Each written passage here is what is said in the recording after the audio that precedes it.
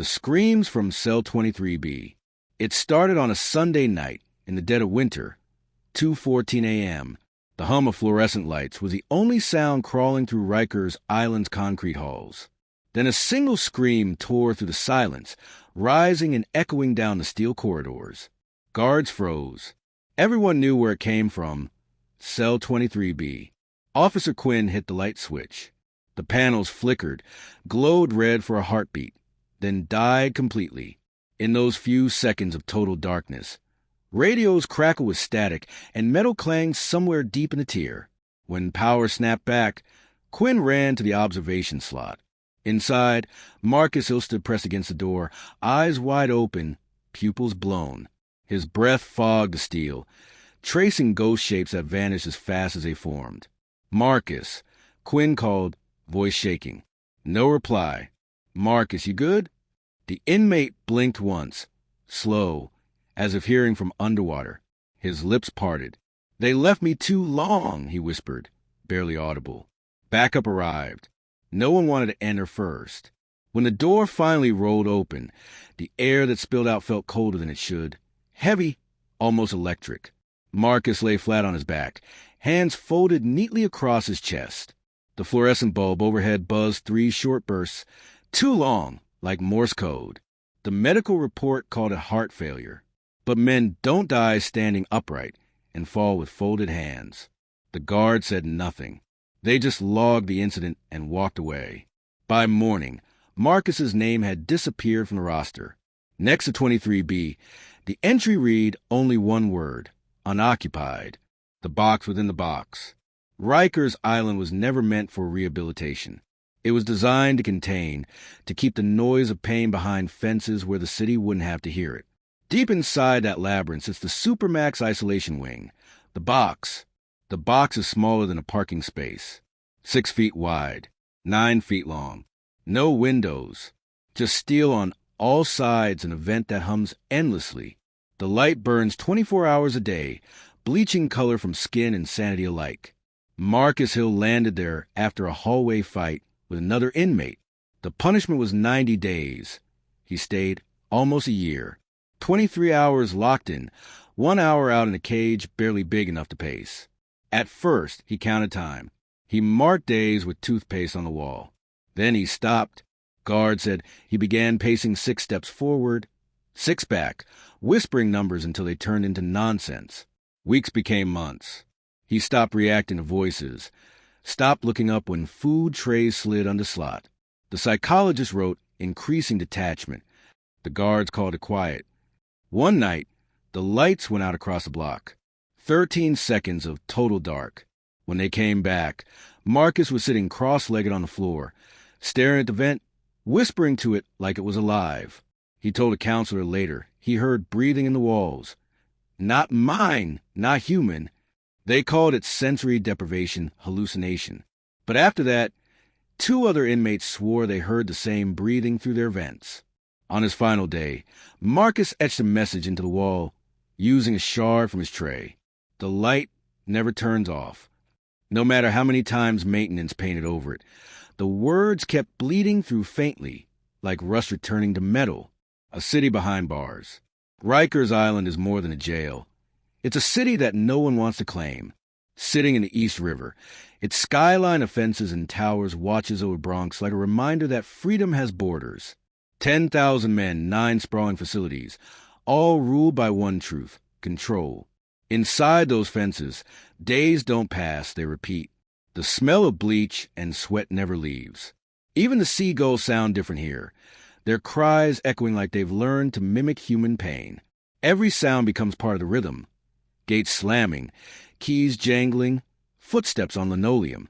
The Otis Bandham Correctional Center, home of the Supermax wing, sits at the farthest point of the island, an outpost of the inmates everyone wants forgotten.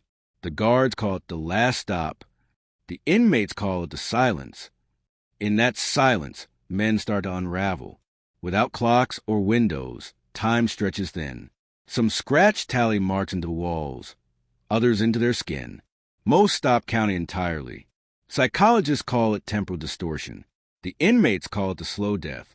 The isolation cells were designed to prevent disturbances. But inside, disturbances are all that exist.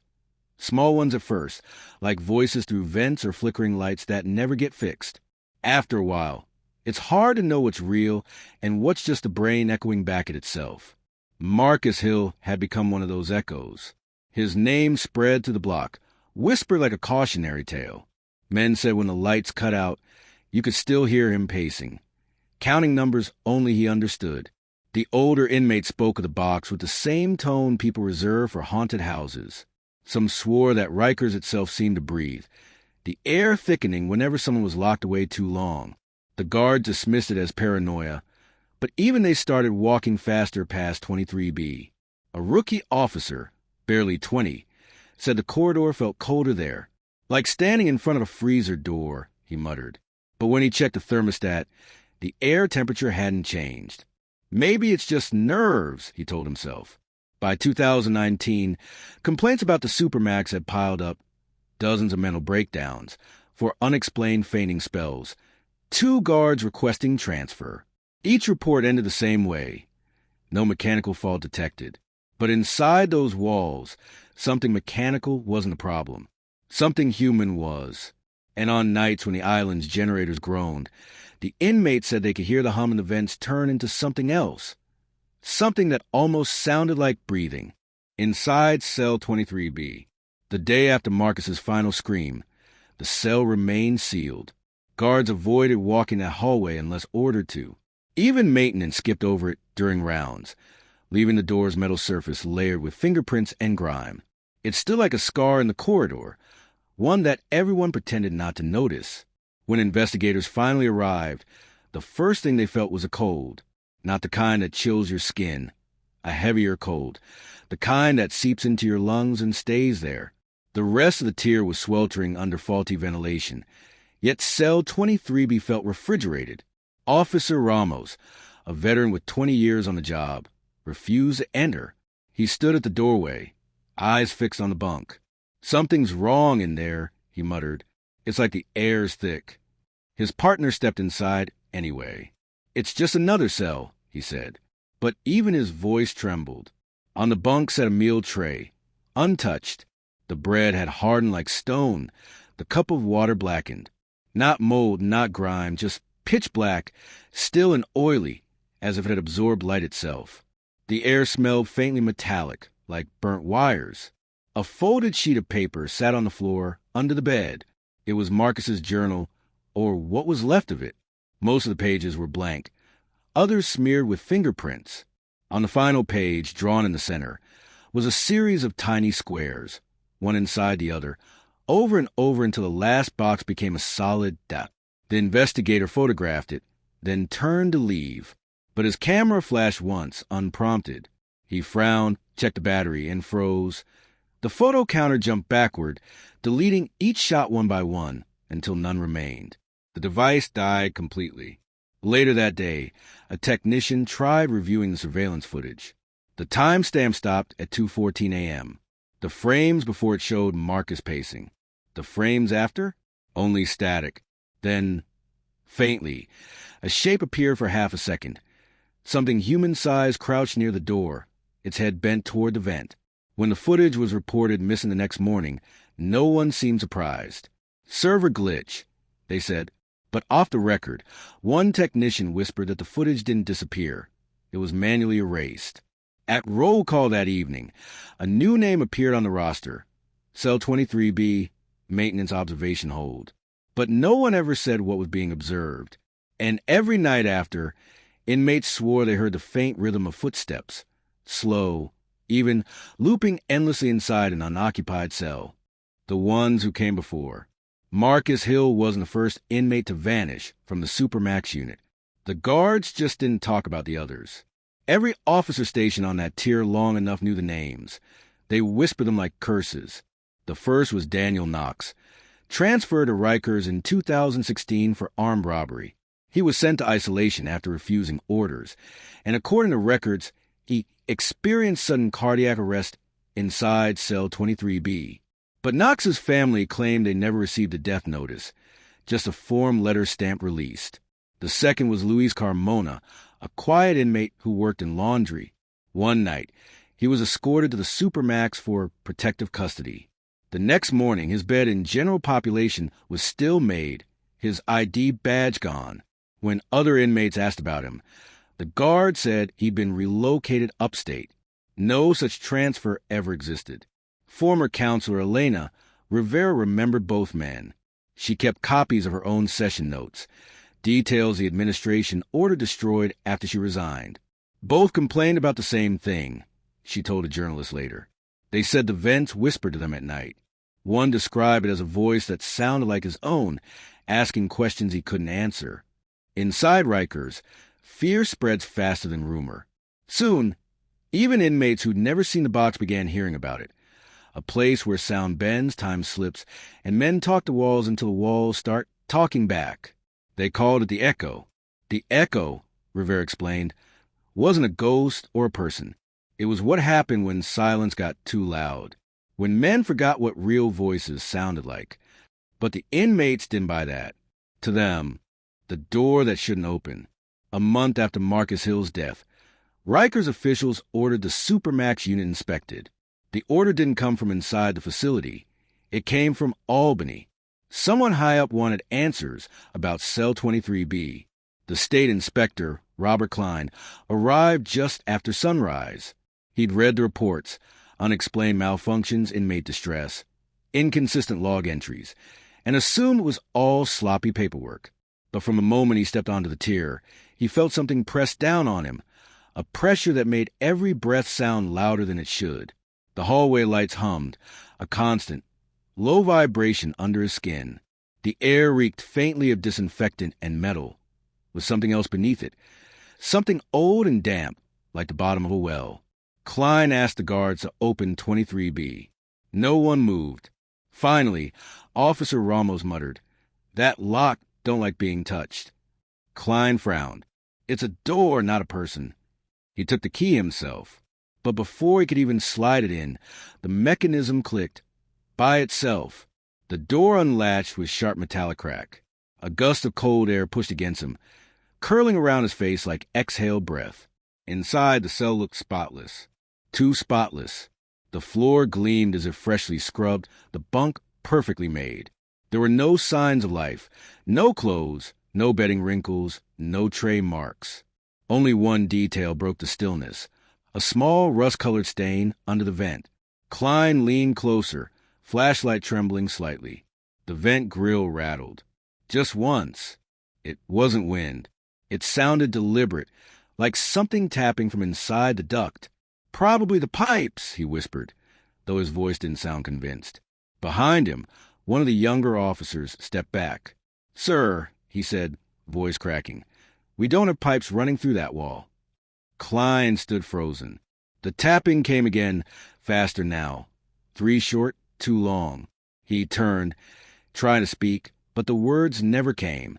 The lights flickered once, twice, then steadied. When they did, the stain under the vent was gone. He ordered the door sealed and wrote his final note in the report that night. Cell appears unoccupied, but internal movement detected. The line was redacted before the file was archived. For the next 6 months, 23B stayed closed. But every night at 2:14 a.m., the hallway outside it grew cold again. The hidden corridor. By the time 23B was sealed, most of the staff avoided that part of the tier. They said the cameras always glitched there.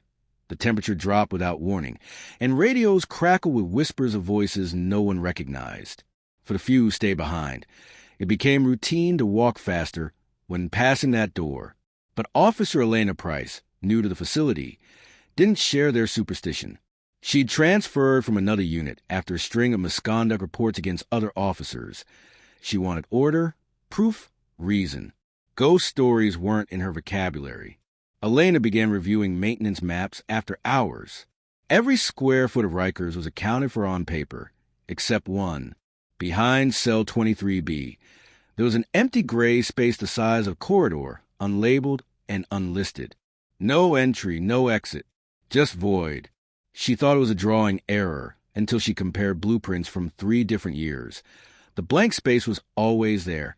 So, one night, she stayed past curfew. The corridor was silent, except for the faint hum of the lights and the shuffle of her boots on the concrete. She stopped in front of 23B, staring at the fresh weld line sealing the door. She reached out and touched the cold metal. The chill sank straight through her gloves. When she pressed her ear against the wall, she heard something faint, a hollow clink, like a chain brushing metal. It came again, 3 short, 2 long. Her stomach dropped. She didn't know the pattern, but she recognized rhythm. It was deliberate. She took a step back, scanning the wall. The baseboard near the floor looked slightly uneven. Using the butt of her flashlight, she tapped against it. The sound echoed, not solid, but hollow. Behind the concrete, there was space. Elena checked her surroundings, then slid her fingers under the edge of the panel. It gave way with a crack. Behind it was a narrow gap, just wide enough for a person to squeeze through. A hidden passage. She switched her flashlight to low beam and crawled in. The air smelled of rust and decay. The tunnel stretched beyond her light's reach, lined with old pipes and wires that looked decades abandoned. As she crawled, she noticed carvings scratched into walls. Names, dates, words written backward as if from the inside looking out. At the tunnel's end, the space opened into a small concrete chamber. On the far wall, something was painted in thick, uneven letters. They never left. The forgotten room. The passage stretched longer than Elena expected. It angled slightly downward, the air growing colder with every step. The deeper she went, the more the hum of the vents faded, replaced by a dull, rhythmic dripping somewhere in the dark. Her flashlight beam jeered across flaking walls, gray, damp, streaked with what looked like old rust. The narrow tunnel opened into a low concrete chamber. It was barely 10 feet wide, lit only by her flashlight and a faint orange glow leaking from an unseen crack in the ceiling. Dust hung thick in the air, glinting like ash. In the center of the room stood an old metal chair, bolted to the floor. Its arms were fitted with rusted clasps, not modern restraints, but something older, almost experimental. Beside it sat a broken monitor, its screen shattered, wires curling out like veins. On the wall, someone had painted words in shaky handwriting. They talked through the air. Below it, more carvings, initials, names, dates. Some from decades ago, a few from the past year. Elena felt her pulse quicken. This wasn't a maintenance tunnel. It was something else. Something they'd sealed and buried. She wiped a layer of grime from a small plaque half buried under debris. It read, Behavioral Observation Chamber, 1991. Her breath caught. These chambers had been banned decades ago. Experimental isolation rooms designed to study inmate behavior during sensory deprivation. They were supposed to have been dismantled. Yet here one stood, untouched, forgotten, humming faintly in the dark. She tried the radio on her belt. Nothing but static. Her phone had no signal. The isolation was absolute. Then came the noise, faint, like a whisper through a pipe. She froze. The sound wasn't random. It formed syllables. A voice, distant but clear, echoing to the vent above her head. Elena! She swung her light toward the vent. The voice stopped. The room went still, but the air felt charged, like the moment before a lightning strike. When she turned to leave, the narrow passage she crawled through seemed darker, smaller. She crouched, ready to crawl back, and then noticed something carved near the exit. A message etched deep into the concrete. Not alone. The report that never existed. By dawn, Elena was back in her quarters, a blank stare fixed on the recorder clutched in her hand. She had captured everything, the voices, the knocks, the words, end session. But something about the file bothered her. The playback timer said 2:14. She took the drive to her computer and uploaded the audio. The waveform looked normal until halfway through. Then the pattern spiked violently, spelling out what looked like words when zoomed in. Help, ME. She didn't believe in coincidence anymore. She drafted her incident report carefully, citing potential evidence of unauthorized psychological testing. She attached the recording, printed copies, and sent them to the warden's office and internal affairs. Then she waited. Hours passed. No reply. She walked to the administrative wing. But when she arrived, The secretary stared blankly. "Elena Price," the woman repeated. "There's no one by that name on our roster." Her stomach dropped. She checked the ID badge clipped to her uniform. The plastic was blank. No name. No photo. She pulled up the digital directory. Nothing. Her entire employment file had vanished. Panic crawled up her spine. She went to the control booth where she'd logged her entry earlier that morning. The system showed no activity after midnight. The timestamp froze at 2:14 a.m. She grabbed her radio. "Control, this is Officer Price, requesting verification." "Static." "Control, do you copy?" Only static, followed by the faint pattern of knocks through the speaker. 3 short, 2 long. She looked toward the Supermax corridor. The lights were flickering again. The cold air returned, heavy, suffocating. She backed away slowly, heart pounding, until her shoulder brushed the wall, and something on the other side knocked back. Her voice shook. "Who's there?" A whisper came through the radio, calm, measured, almost kind. "End session.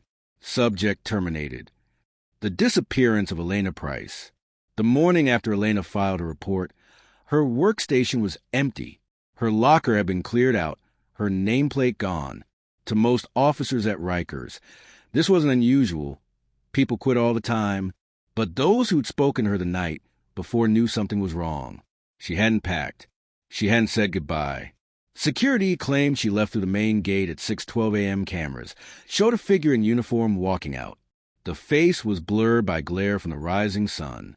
When investigators slowed the footage frame by frame, they realized the figure's badge was blank, no name, no number, just a white reflection. Officer Ramos, one of the few who trusted Elena, began asking questions. He went to her quarters, expecting to find some trace, notes, clothes, a key card, but the room looked like it had never been assigned. Even the indentation in the mattress had been smoothed out. The logbook listed the bunk as unoccupied. Later that week, a package arrived at Internal Affairs. No return address, no fingerprints.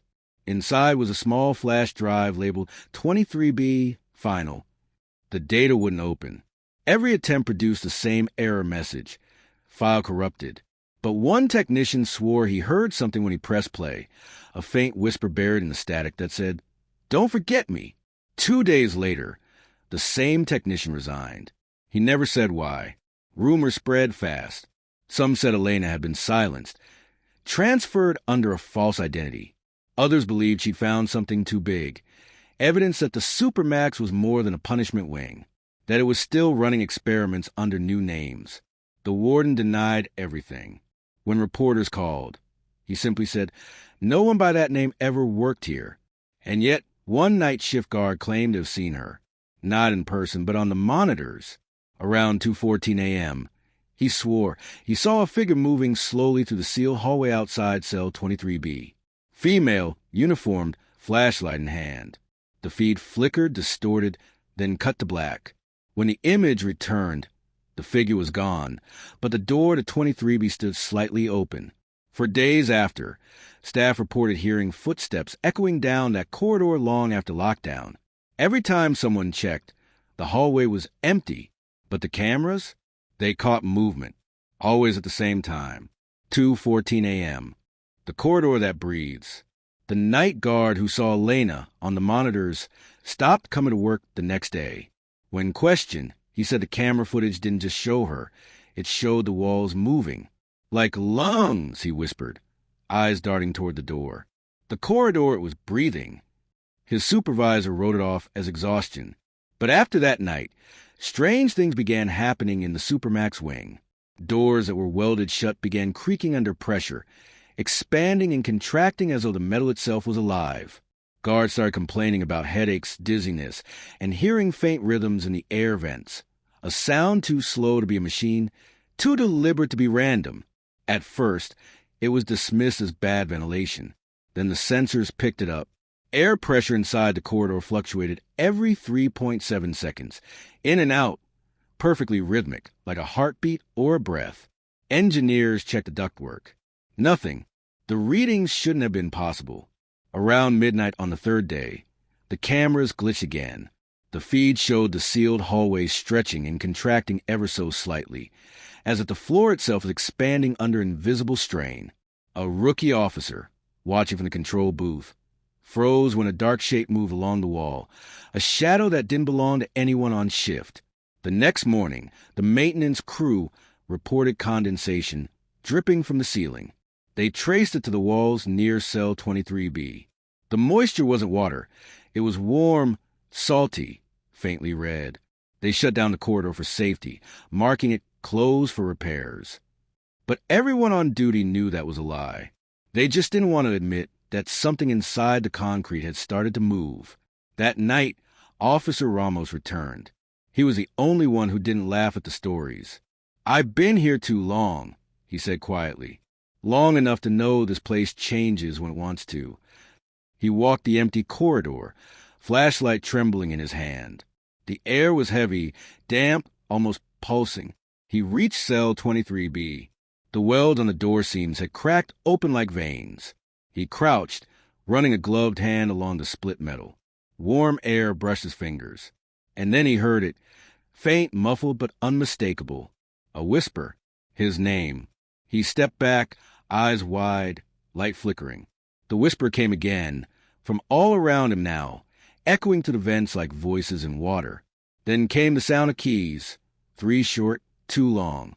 When he stumbled back to the booth, the hallway behind him fell completely silent. On the monitor, cell 23B's door was now wide open. The return to 23B.